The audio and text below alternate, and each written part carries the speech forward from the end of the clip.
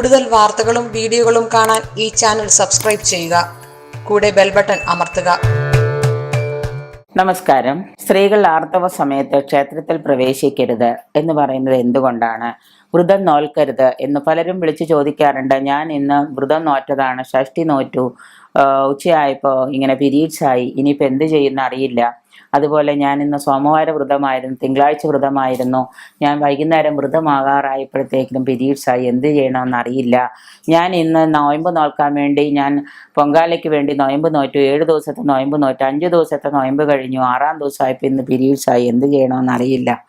ഇങ്ങനെയുള്ള പല ചിന്തകളും സ്ത്രീകൾക്ക് പൊതുവായിട്ട് നമ്മളെല്ലാവരും സ്ത്രീകളെ ആർത്തവ ശുദ്ധി അശുദ്ധമായിട്ടാണ് കണക്കാക്കുന്നത്. ഇവിടെ എപ്പോഴൊക്കെയോ വിപ്ലവങ്ങളൊക്കെ നടന്നിട്ടുണ്ട്, എങ്കിൽ തന്നെയും ആർത്തവ ശുദ്ധി അശുദ്ധിയായിട്ട് സ്ത്രീകൾ കണക്കാക്കുന്നു.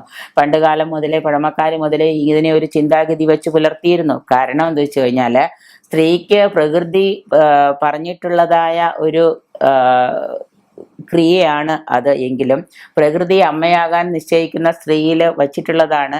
അമ്മയാകുന്നതും ഒരു മഹാഭാഗ്യമാണ്. ആ സ്ത്രീ ആർത്തവ ഉണ്ടാകുന്നു എന്നുള്ളത് അശുദ്ധിയാണ് എന്ന് പറയുന്നത് ക്ഷേത്രത്തിലോ മറ്റു പുണ്യകാര്യങ്ങളിലോ ഒക്കെയാണ്. അപ്പോൾ ആർത്തവകാലങ്ങളിൽ സ്ത്രീയുടെ ശരീര ഊഷ്മാവ് വ്യത്യാസപ്പെട്ടിരിക്കും.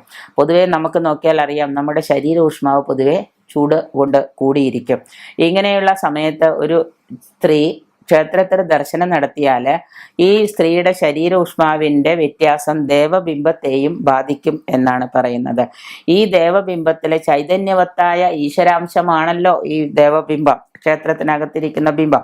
അപ്പൊ ഈ ചൈതന്യവത്തായ ഈശ്വരാംശത്തിൽ ഈ വ്യത്യാസം സംഭവിക്കാതിരിക്കാനാണ് ആർത്തവ നാളിൽ സ്ത്രീക്ക് ക്ഷേത്രപ്രവേശനം അനുവദിക്കാത്തത്. പലരും എന്നോട് ചോദിച്ചിട്ടുണ്ട്, ക്രിസ്ത്യൻസ് എല്ലാം പള്ളിയിൽ പോകുമല്ലോ, പിന്നെ നമുക്ക് മാത്രം എന്തുകൊണ്ട് ഇത് പാടില്ല എന്ന് പറയുന്നു എന്നുള്ള. നമ്മളിപ്പോൾ അതിൻ്റെ കാര്യങ്ങളാണ് ഇപ്പോൾ പറഞ്ഞത്. പിന്നെ മാത്രമല്ല, വ്രതം നോൽക്കുന്നത്, അപ്പോൾ ക്ഷേത്ര ദർശനം നമ്മൾ ഈ 7 ദിവസത്തേക്ക് പാടില്ല എന്ന് തന്നെയാണ് പറയുന്നത്. ഒപ്പം തന്നെ ശരീരശുദ്ധി ആയിക്കഴിഞ്ഞാൽ, 7 ദിവസം കഴിഞ്ഞാൽ ശരീരശുദ്ധി ആയിക്കഴിഞ്ഞാൽ സ്ത്രീകൾക്ക് ക്ഷേത്രത്തിൽ പ്രവേശിക്കുന്നതിനോ വ്രതം നോൽക്കുന്നതിനോ ഒന്നും ചിലവർ പറഞ്ഞിട്ടുണ്ട്, ലളിതാ സഹസ്രനാമമൊക്കെ 12 ദിവസം കഴിഞ്ഞേ ജപിക്കാൻ പാടുള്ളൂ എന്ന്. ഒരു സ്ത്രീ ആർത്തവ ശുദ്ധി ആയിക്കഴിഞ്ഞാൽ, അതായത് ആർത്തവമായി കഴിഞ്ഞ് അവളുടെ ആർത്തവത്തിന് 4, 5, 6, 7, 8 ദിവസം കഴിഞ്ഞാണ് അവളുടെ ശരീരം ശുദ്ധിയാകുന്നത് എങ്കിൽ 4 ദിവസം കഴിഞ്ഞാൽ അവിടെ അശുദ്ധി ഇല്ല എന്നാണ് പറയുന്നത്. എങ്കിൽ പോലും 4 ദിവസം കഴിഞ്ഞാൽ വീണ്ടും ശരീരം ശുദ്ധി ആയിട്ടില്ലെങ്കിൽ തീർച്ചയായിട്ടും അവളുടെ ശരീരശുദ്ധി വരുന്നവരെ അവൾക്ക് എന്താണ് അശുദ്ധി നമുക്ക് കൽപ്പിക്കാം. അത് കഴിഞ്ഞാൽ തീർച്ചയായിട്ടും ശരീരം വളരെ ശുദ്ധിയായി വളരെ ഭംഗിയായി എന്ന് തോന്നുന്നുണ്ടെങ്കിൽ കുളിച്ച് വൃത്തിയായി ഉപയോഗിച്ച വസ്ത്രങ്ങളെല്ലാം കഴുകിയതിന് ശേഷം തീർച്ചയായിട്ടും നാമം ജപിക്കുന്നതിനോ വിളക്ക് കൊളുത്തുന്നതിനോ അല്ലെങ്കിൽ മറ്റ് കാര്യങ്ങളെല്ലാം ചെയ്യുന്നതിനോ തെറ്റില്ല എന്നുള്ളതാണ്. 7 ദിവസം കഴിഞ്ഞാൽ ക്ഷേത്രത്തിൽ പ്രവേശിക്കാം. അതേസമയം നമ്മളിപ്പോൾ ഒരു വ്രതം നോറ്റു, ഒരു തിരുവാതിര വ്രതമാണ് നോൽക്കുന്നത് എങ്കിൽ, ഒരു സ്ത്രീ ആർത്തവശുദ്ധി ഉള്ളവളാണെങ്കിൽ തിരുവാതിര വ്രതം നോറ്റാൽ അവൾക്ക് അന്നേ ദിവസം ഭർത്താവിന് വേണ്ടി എടുത്തതാണ് ഒരു മംഗല്യ ഭാഗ്യവതി ദീർഘസുമംഗലി ഭവ എന്നതാണ് തിരുവാതിര വ്രതം. അതുകൊണ്ട് അന്നേ ദിവസം അവള് വ്രതം മുടങ്ങുന്നില്ല.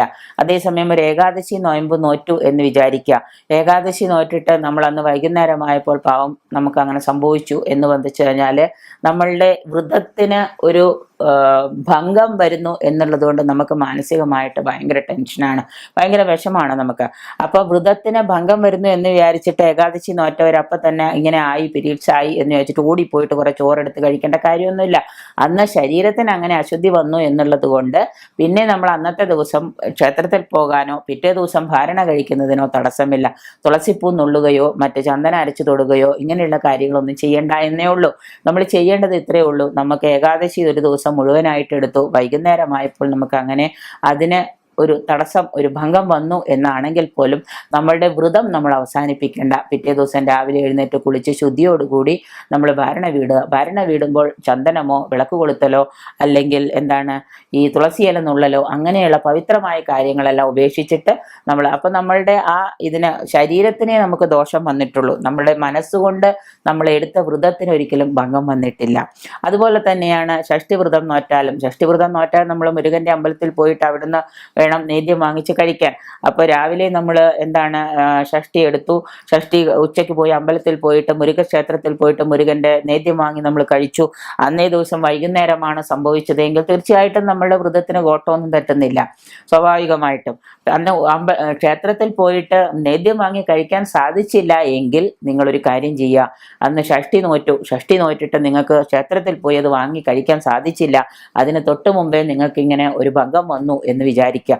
ഉടനെ നിങ്ങൾ ചെയ്യേണ്ടത് എന്താ വെച്ച് കഴിഞ്ഞാൽ വീട്ടിൽ തന്നെ കുറച്ച് ഉണക്കലരി വീട്ടിൽ തന്നെ കുറച്ചെടുത്തിട്ട് വൃത്തിയായൊരു പാത്രമൊക്കെ എടുത്ത് ശുദ്ധമായ കുറച്ച് ജലം കിണറ്റിൽ നിന്നോ പൈപ്പിൽ നിന്നോ ഒക്കെ എടുത്ത് നല്ല വൃത്തിയായിട്ട് നിങ്ങളും കുളിച്ച് ശുദ്ധിയായതിനു ശേഷം ആ വീട്ടിൽ തന്നെ നിങ്ങൾ എന്ത് ചെയ്യുക, ആ ഉണക്കലരി വീട്ടിൽ തന്നെ കുറച്ച് ചോറായിട്ട് നേദ്യം വെച്ചിട്ട് അതിൽ കുറച്ച് ഭഗവാന്റെ ഗംഗാജലമാണ്, തീർത്ഥമാണ്, പുണ്യമാണെന്ന് വിചാരിച്ചുകൊണ്ട് കുറച്ച് ജലം എടുത്തിട്ട് ഗ്ലാസ്സിലെടുത്തിട്ട് അത് കയ്യിൽ അത് തളിച്ചിട്ട് നിങ്ങൾക്ക് ഏതെങ്കിലും മന്ത്രമോ ജപമോ മുരുകന്റെ ഷോഡശ നാമങ്ങളോ എന്തെങ്കിലും അറിയാമെങ്കിൽ അത് നിങ്ങൾ അതിൽ തളിച്ചിട്ട് ആ ഭക്ഷണം നമ്മൾ എന്താണ് ഭഗവാന്റെ നേദ്യമായിട്ട് മനസ്സാ സങ്കല്പിച്ചുകൊണ്ട് എൻ്റെ വ്രതത്തിന് കോട്ടം വരുത്തരുതേ എന്ന് നമ്മൾ പ്രാർത്ഥിച്ചുകൊണ്ട് നമുക്ക് അത് കഴിക്കാം. ആ നേദ്യം നമുക്ക് വീട്ടിൽ നിന്ന് തന്നെ നമുക്ക് കഴിക്കാം. കഴിച്ചിട്ട് നമുക്ക് എന്ത് ചെയ്യാം, മനസ്സുകൊണ്ട് നമുക്ക് ഭഗവാന്റെ മന്ത്രങ്ങള്, നാമങ്ങള്, ജപങ്ങള് ഉരുവിടാൻ സാധിക്കും. നമ്മൾ ക്ഷേത്രത്തിൽ പോകുന്നില്ല, നമ്മൾ മറ്റ് ഗ്രന്ഥങ്ങളൊന്നും കൈകൊണ്ട് സ്പർശിക്കുന്നില്ല, പക്ഷേ അപ്പോഴും നമ്മുടെ ആ ഒരു വ്രതത്തിന് ശാരീരികമായിട്ടുള്ള ഭംഗം മാത്രമേ നമുക്കവിടെ സംഭവിച്ചിട്ടുള്ളൂ. അത് തന്നെയാണ് എല്ലാ കാര്യത്തിലും. തിങ്കളാഴ്ച വ്രതം നോറ്റ് കഴിഞ്ഞാൽ, സോമവാര വ്രതം നോറ്റ് കഴിഞ്ഞാൽ വൈകുന്നേരം ക്ഷേത്രത്തിൽ പോകണം, കരിക്ക് നേദിക്കണം, ഭഗവാന്റെ നേദ്യം കഴിക്കണം. നിങ്ങൾ അന്ന് ഉച്ചയ്ക്ക് പീരീഡ്സായി നിങ്ങൾക്ക് പോകാൻ സാധിച്ചില്ല, നിങ്ങളൊരു കാര്യം ചെയ്യുക, അന്നേ ദിവസം നിങ്ങൾ സോമവാര വ്രതം പൂർണ്ണ ഉപവാസത്തോടു കൂടിയാണ് നമ്മൾ ആചരിക്കുന്നത്. അപ്പം നിങ്ങളന്ന് ഉച്ചയ്ക്ക് ആയിക്കഴിഞ്ഞാൽ ഉടനെ എൻ്റെ ഉപവാസം മുടങ്ങിയല്ലോ എന്ന് വിചാരിച്ച് ദുഃഖിതരാവാതെ രാവിലെ നിങ്ങൾക്ക് ക്ഷേത്രത്തിൽ പോകാൻ സാധിച്ചു എന്ന് വിചാരിക്കുക, വൈകിട്ട് നിങ്ങൾക്ക് ക്ഷേത്രത്തിൽ പോയിട്ട് കരിക്കോ നേദ്യമോ അമ്പലത്തിൽ നിന്ന് വാങ്ങി കഴിക്കാൻ സാധിക്കുന്നില്ലെങ്കിൽ നിങ്ങൾ ഉപവാസം ഒരിക്കലും അവസാനിപ്പിക്കാതെ ശാരീരിക അശുദ്ധിയാണ് നിങ്ങൾക്ക് സംഭവിച്ചിട്ടുള്ളത്. നിങ്ങൾ ഉടനെ ചെയ്യുക, പോയിട്ട് കുളിച്ച് കഴിഞ്ഞ് വൈകിട്ട് അതുപോലെ തന്നെ ഒരിക്കലും സോമവാര വ്രതം നോറ്റവർ അത്താഴപ്പശിന് കിടക്കാൻ പാടില്ല.